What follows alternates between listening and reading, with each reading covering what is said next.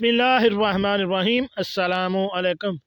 अभी घर का डॉक्टर में खुश आमदीद कहता हूँ। मेरी आज की इस वीडियो का मौजू है शहद के खालिस होने की पहचान।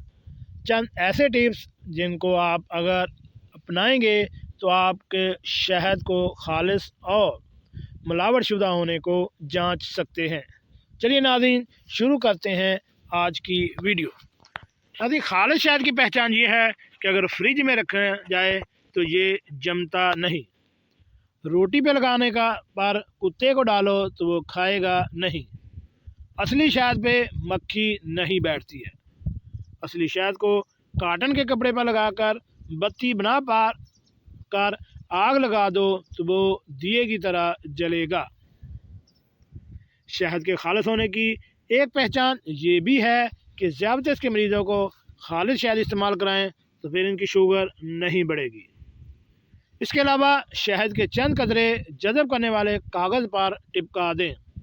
अगर ये कागज़ कतरों को जज़ब कर गया है तो इसका मतलब है कि ये शहद खालिस नहीं है।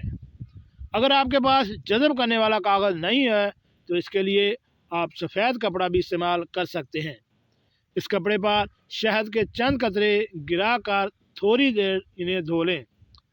अगर तो वो कपड़े पर धब्बे का निशान रह जाता है तो इसका मतलब है कि ये शहद खालिस नहीं है।